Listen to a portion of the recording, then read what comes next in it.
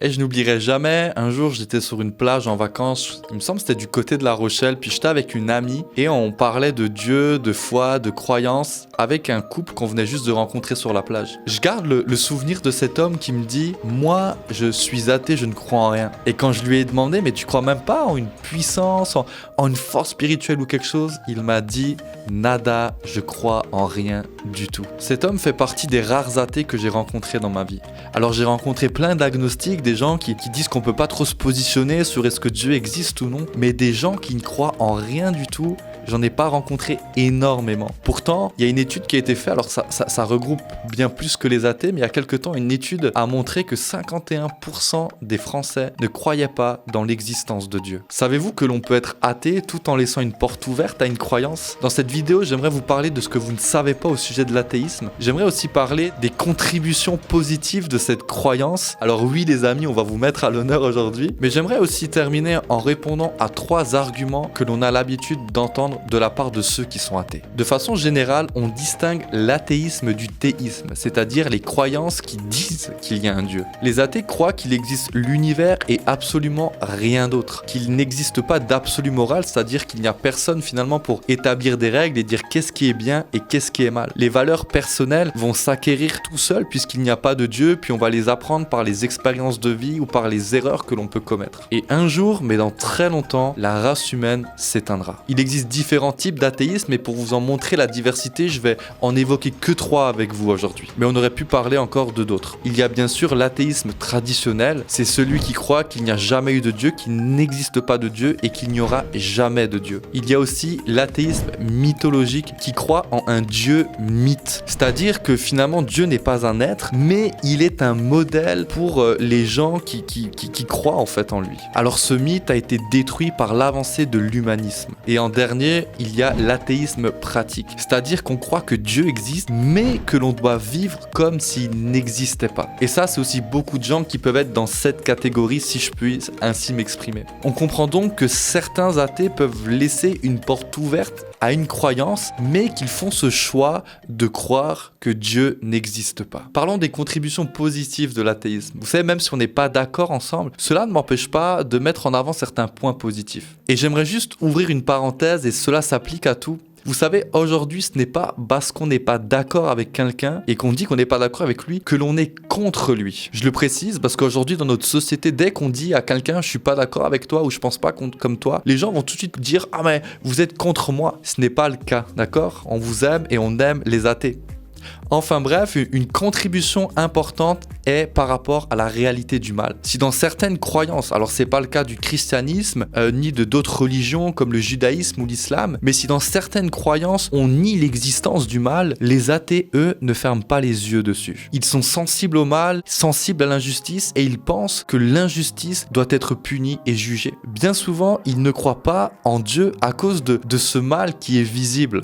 Après tout, comment un être qui est aimant et puissant peut permettre cela ? On va juste en reparler après. Deuxièmement, c'est à propos de la valeur de l'homme. Beaucoup d'athées sont humanistes. Ils promouvoient l'humain, ils ont de profondes préoccupations éthiques. La majorité croit que la haine, le racisme, le sectarisme sont mauvais et ils vont promouvoir la liberté et la tolérance. La dernière contribution, elle va vous paraître un peu bizarre, est l'opposition qu'ils ont par rapport au théisme, aux formes de croyance. Moi, je suis croyant et vous savez, je crois que le message de l'évangile peut transformer des vies. Je crois que Jésus est la réponse pour nos problèmes les plus profonds et pour les problèmes de société les plus horribles. Je crois que Jésus est celui qui peut nous aider à changer, qui est celui qui nous réconcilie avec Dieu. Je crois que si on met en pratique ses commandements, aimer Dieu de tout son cœur, de toute son âme, de toute sa force et d'aimer son prochain comme soi-même, alors cela peut changer notre monde, changer notre société. Mais parler avec des gens qui refusent ce message et qui me donnent des arguments pour dire mais toi tu crois ça, mais ça paraît un peu bizarre parce que regarde ça. En fait, parler avec les gens, ça va finalement m'aider à réfléchir sur mes croyances. Ça va m'aider à questionner ce que je crois. Est-ce que ce que je crois, c'est vraiment juste? Ou est-ce que c'est juste parce que des gens l'ont dit? Est-ce que ce que je crois, je le vis vraiment? Ou est-ce que c'est juste des petites pensées positives comme ça? Et finalement, discuter avec des gens qui ne croient pas comme moi vont m'aider à creuser ma croyance. Vont finalement aider mon cerveau à comprendre ce que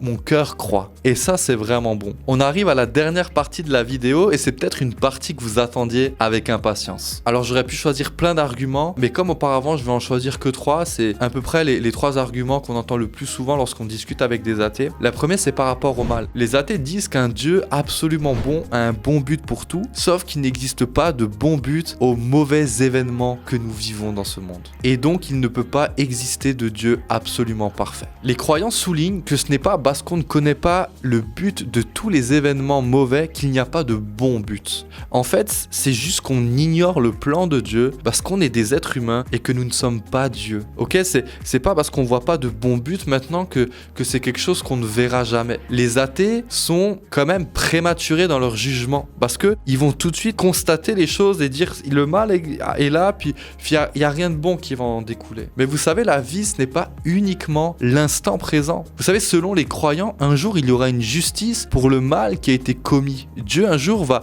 appliquer sa justice et Dieu sait cela. Dieu sait tout. Vous savez, Dieu est bienveillant, on pourrait même dire omni-bienveillant, et il a une bonne raison pour tout. Certes, il y a des choses qu'on ne comprend pas. Et si on parlerait de chaque cas spécifique maintenant, des gens qui viendraient, qui me disent « Moi j'ai vécu ça, moi j'ai vécu ça, moi j'ai vécu ça », les amis, je n'aurais pas de réponse à donner. Et j'aimerais dire que je ne suis pas l'avocat de Dieu, mais je sais juste que Dieu me demande d'aider, d'accompagner, de soutenir ceux qui vivent ce mal. Ça, c'est notre mission à nous sur Terre. Dieu, par sa nature même, doit forcément avoir une bonne raison parce qu'il a un plan. Il y a une raison qui permet ça. La deuxième idée, c'est que il n'y a pas de but dans la vie, ok? Et encore une fois, c'est un jugement qui est assez prématuré. Comment peut-on être réellement sûr qu'il n'y a pas de but ultime dans l'univers? Vous savez, ce n'est pas parce qu'on ne connaît pas le but réel pour la vie finalement que Dieu n'a pas de but. Combien de gens ont connu des moments dans leur vie qui étaient complètement incompréhensibles, qui se sont dit mais pourquoi je vis ça? Pourquoi ça m'arrive? Et qui finalement, après quelques temps, se disent « Ah ouais, il y avait un but à ça. Ah ouais, ça m'a vraiment servi. » Je vous donne un exemple qui est c'est basique, c'est pas grand-chose, c'est matériel, mais en ce moment, j'ai des problèmes avec ma voiture et ça me coûte, ça me demande des réparations. Et ça m'apporte du stress, je me dis pourquoi ça m'arrive maintenant dans cette période-là? Et puis finalement, je me dis mais ça me rend tellement plus responsable de prendre soin des choses que j'ai, de voir qu'il y a une responsabilité, qu'il y a de l'entretien, qu'il y a des choses à faire. Et ça me dit sois plus responsable pour les autres choses. Pourtant, j'aurais pas voulu vivre cela,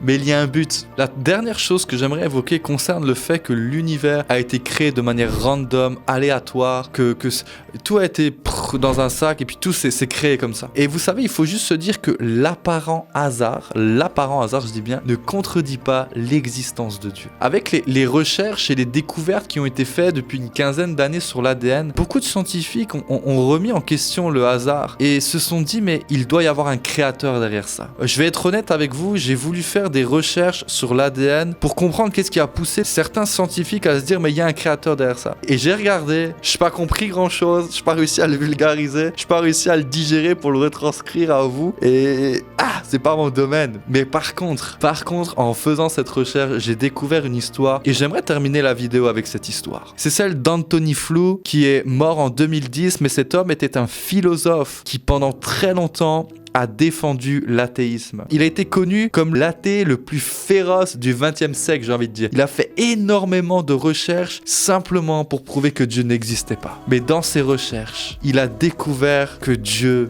existe. Il a découvert qu'il y a quelqu'un derrière la création. Et vous savez, il dira mais j'ai pas eu d'expérience surnaturelle, j'ai pas vécu un événement mystique, j'ai pas eu une épreuve dans la vie qui m'a fait me tourner vers Dieu, mais j'ai juste constaté.